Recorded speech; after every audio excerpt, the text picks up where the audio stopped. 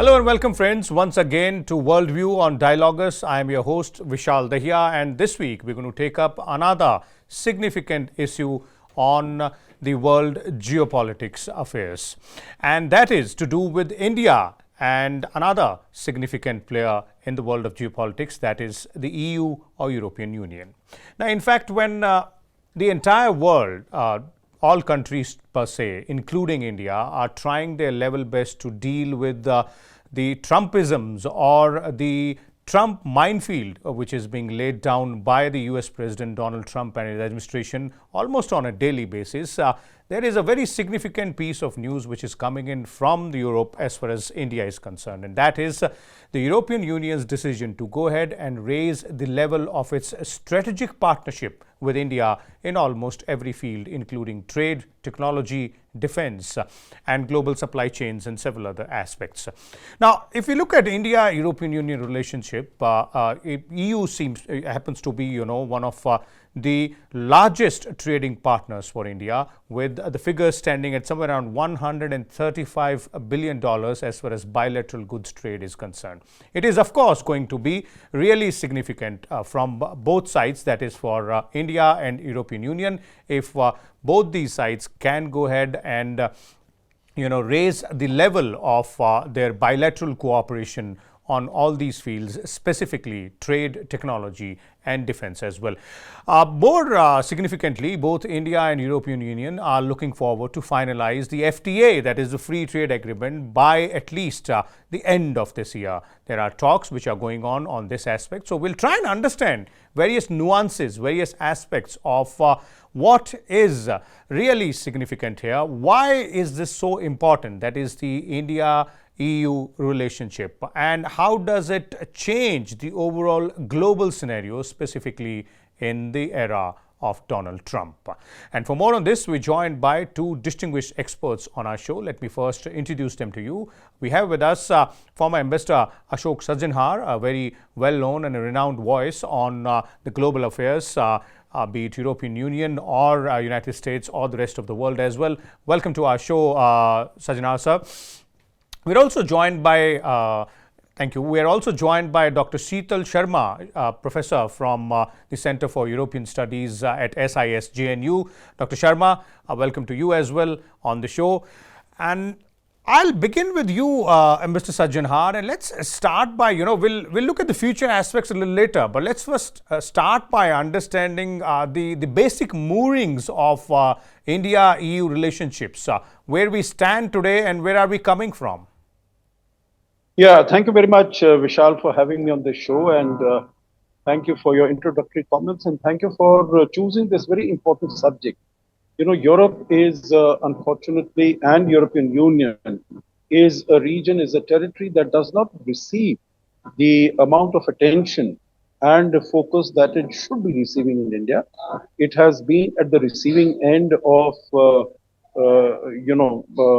many months, and particularly since President Trump came to office. But as far as India-EU partnership is concerned, it's a very significant partnership. It's a very long-standing partnership. Since you've asked about the evolution of relations between India and the European Union, let me say that India was one of the first countries to recognize and to establish relations with the then European Economic Community.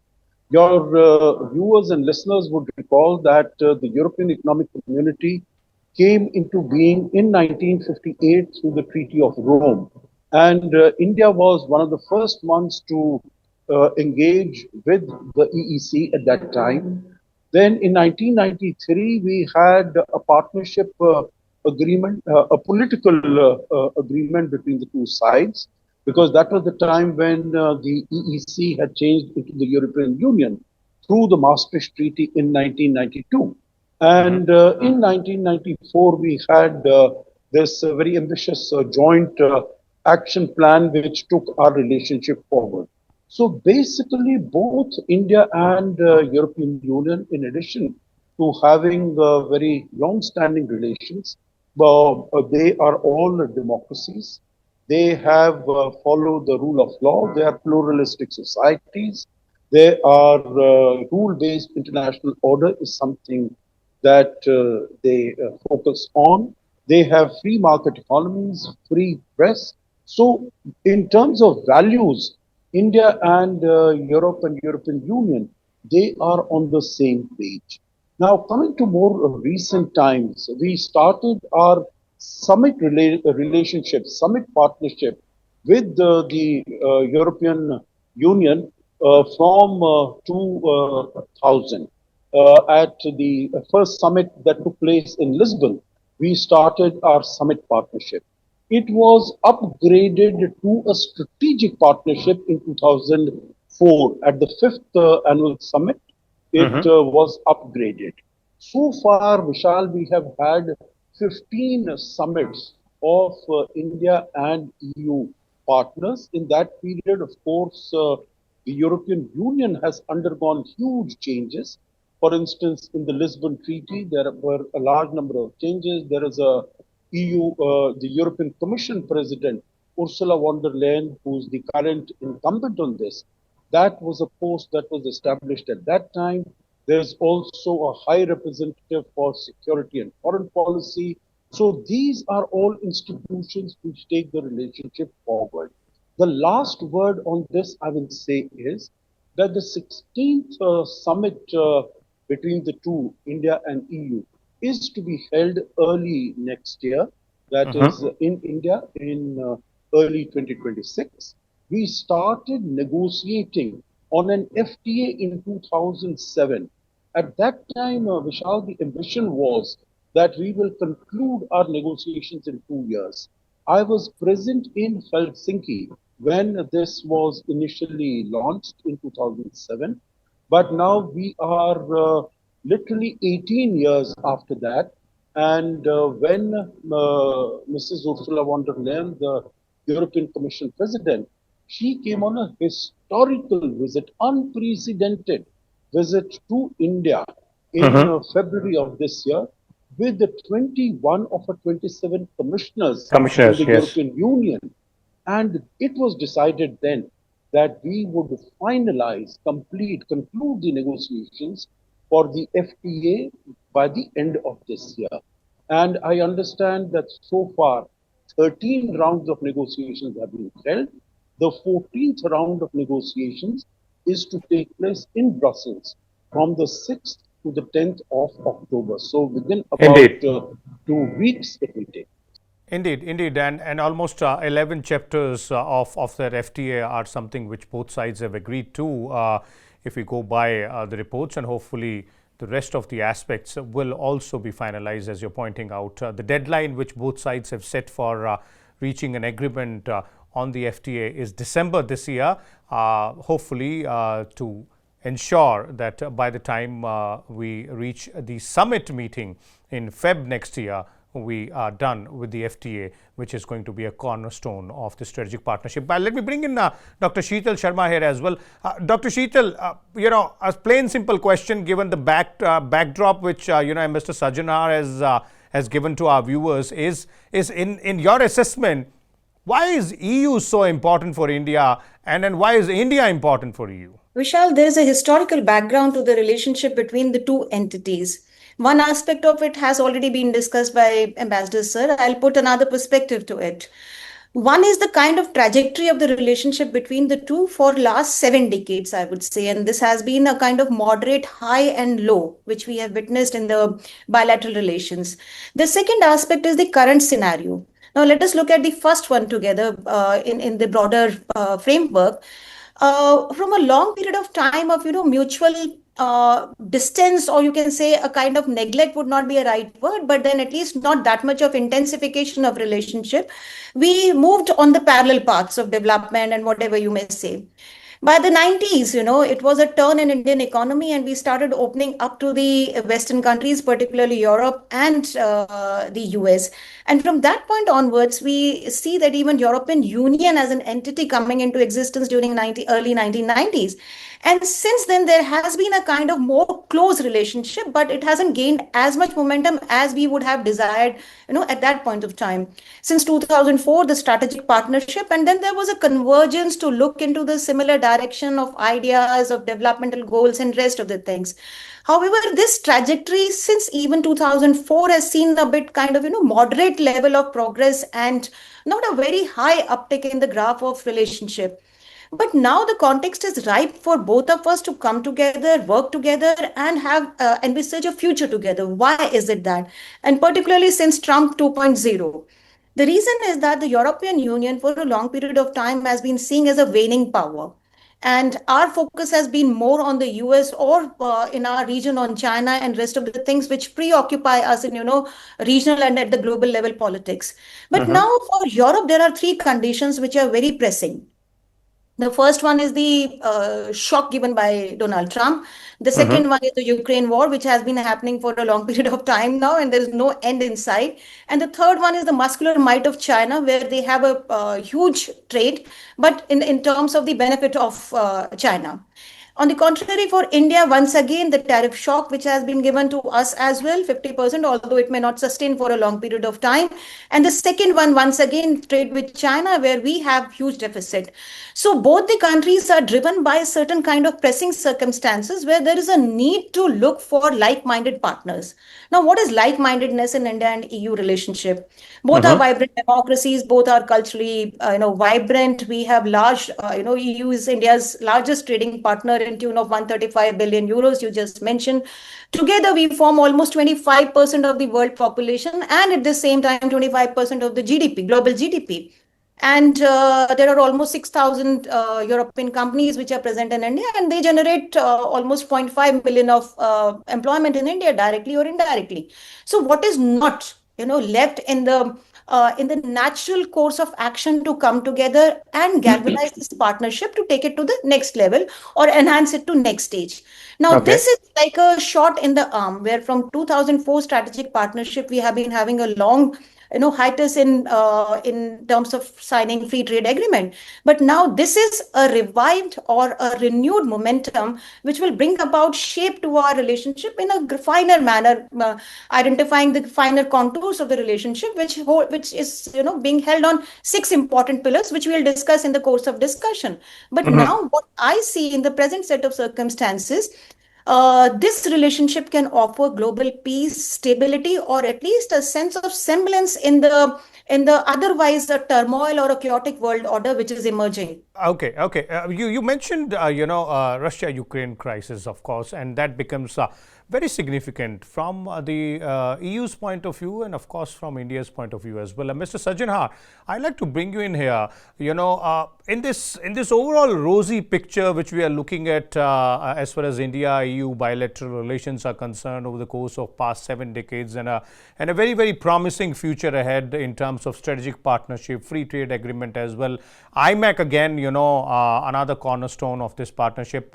There is one thorn and something which has been pointed out time and again by leaders in the European Union, and that is India's decision to go ahead and keep buying Russian oil, something which of course President Trump is also not very happy about.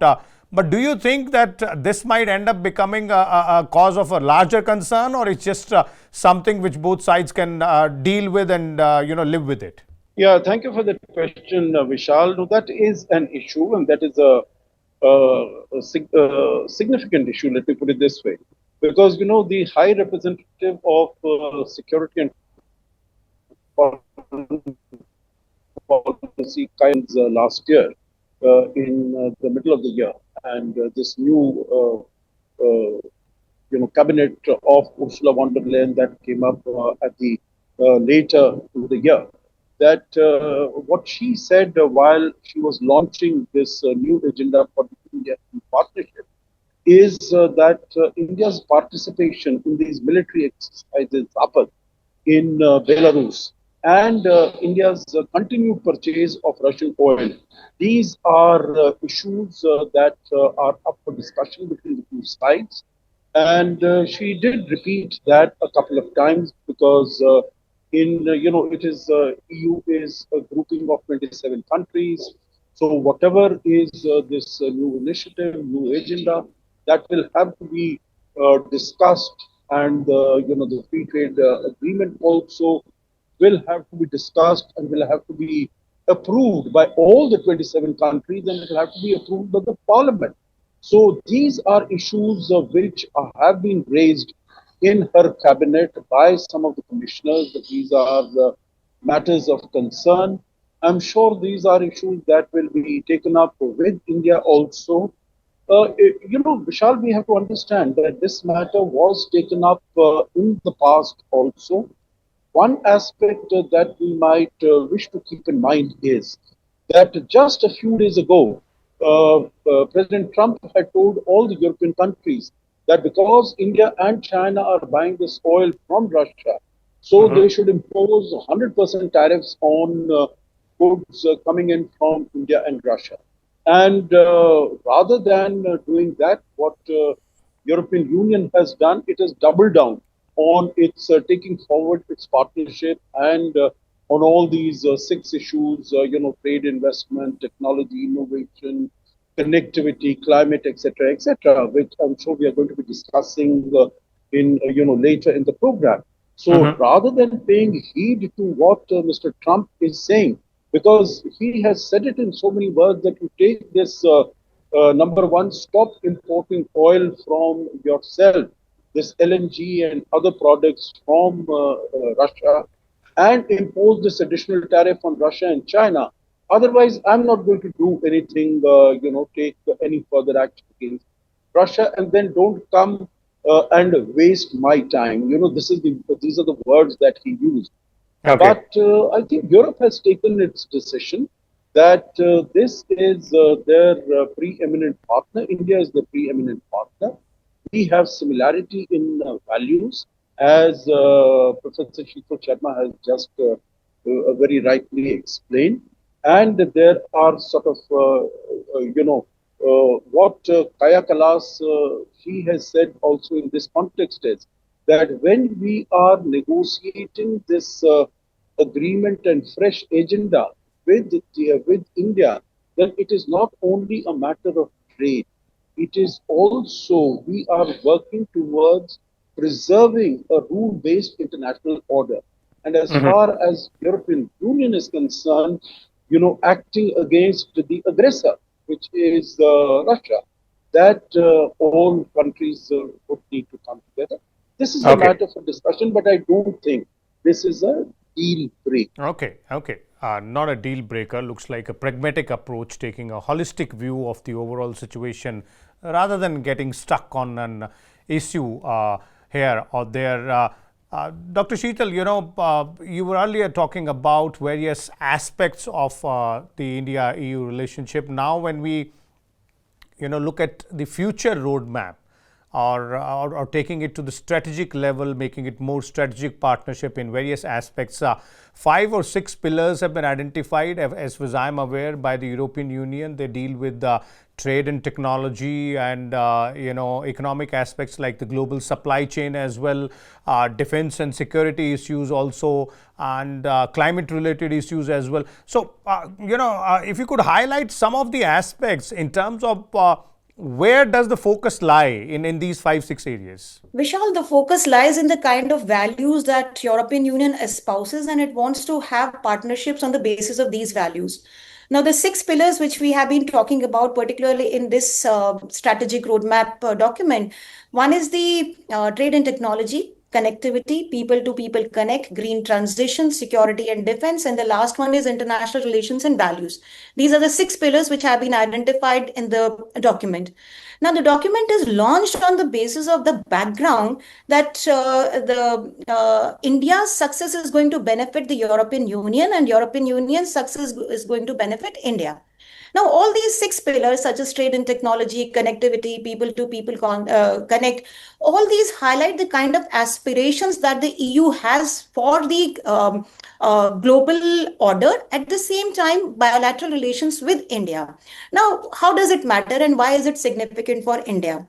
Because given the context that we discussed just now, this is high time for these two countries to at least promote the kind of values which the world is finding right now in a chaotic condition. Why this is so? We can say that India and EU coming together on Indo-Pacific framework or other international organizations on multilateral framework is to bring together some kind of stability and also contribute towards each other's development. Now, trade and technology, connectivity, or people to people connect, or sustainability, security, and defense, they all fit within the agenda or the kind of aspirations that India has for Viksit Bharat 2047 or in the period of Atmanirbharta or Amrit Kal, whatever you say. So we are depending upon European Union for certain technologies, for green transition, for investment, for digital and green technologies. At the same time, Europe is also dependent upon India, for harnessing the benefits of the developmental initiatives that they have unfolded, and at the same time finding a market. Now, both Okay. benefit from each other. What is very interesting in all these things, sometimes we tend to see that we have not been able to sign India-EU FTA for a long period of time because certain negotiations are happening. But it is always on the positive side. If I see at the positive side of this delay is that at least EU is coming into the mental psyche of people.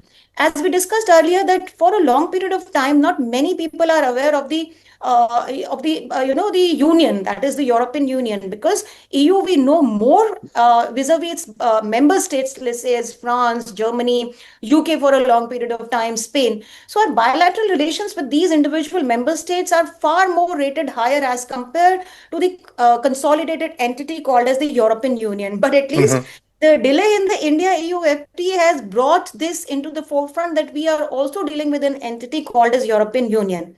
And this is where I want to add one more thing, that for Okay. long, EU has been an invisible actor here. EU has been invisible in Indian minds, in Indian newspapers, Indian media, and gradually it is gaining that space where we come to know that yes, there is something called as the European Union, and this is what we are dealing with, and it is our largest trading partner. So, what is very important is that we should not see these two member states and European Union as opposite to each other, but inclusively, they are going to form a greater force which can help India to achieve its goal. Okay. Okay, yeah. Okay, okay. Fair points out there. And, let me try and prod Mr. Sajjanhar on one very specific aspect, since we're talking about the fact that, EU has now become a visible entity in the Indian psyche, in the mindset, and of course, elsewhere as well when they're talking about India-EU relationship. Now, Mr. Sajjanhar, one of the pillars is security and defense. As far as security and defense is concerned, as you pointed out earlier in your responses, the EU has already got some shockers from President Trump, the member states and other member nations as well, and specifically in several other manners also. India separately has very strong strategic ties with some of the EU member states. Now, when we look at EU as a larger conglomerate or a larger platform, how do we see the benefit percolating down towards India's side? Of course, from the EU perspective as well, specifically when we're looking at security and defense. Yeah, excellent question, Vishal. Let me make two initial points right at the beginning. You see, right from the word go, when in the late 1940s, when NATO was created, 1949, then basically the security of Europe, at that time European Union did not exist, but the security of Europe was basically given over to it was taken over by the United States. So, as far as Europe is concerned, it really did not have to deal with its own security. It's only now, and particularly over the last few years, when the United States has been insisting that all NATO members should pay about 2% of their GDP into defense. So far, it has not been, very few countries have been, in fact, apportioning that amount to their defense. So it is only after the pressure increased. Earlier, Mr. Obama was also saying, but then they were not really pushing home that idea. right now, as far as Mr. Trump is concerned, he's been very insistent. You would have seen that in the last NATO summit, it was increased that the GDP of 5 to the tune of 5% would be invested as far as the defense of these countries is concerned.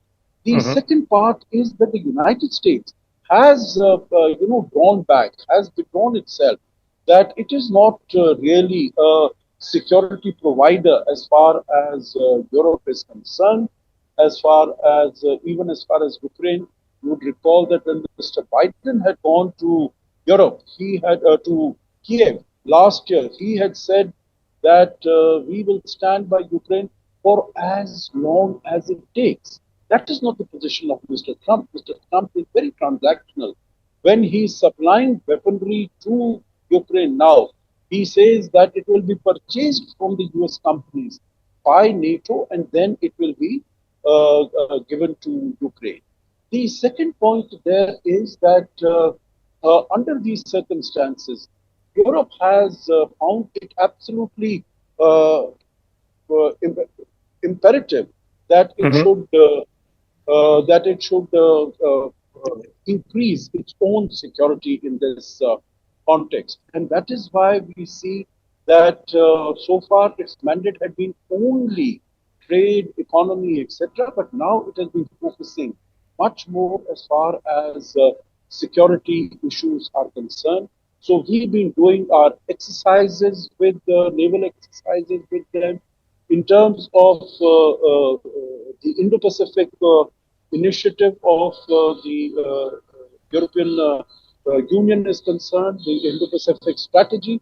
That is very important. It is, freedom of navigation. It is freedom of overflight. So there are so many similarities, and there is so much of congruence between the interests of India and the European Union. And the last point there is that China is also seen as a challenge by Europe, and so also is India. India, of course, which is not only in the Pacific, we have a continental problem with China also, because we have a 3,500 kilometer long undemarcated border. That is a problem that Europe or EU does not have to face. But the last point is that we are on the same page.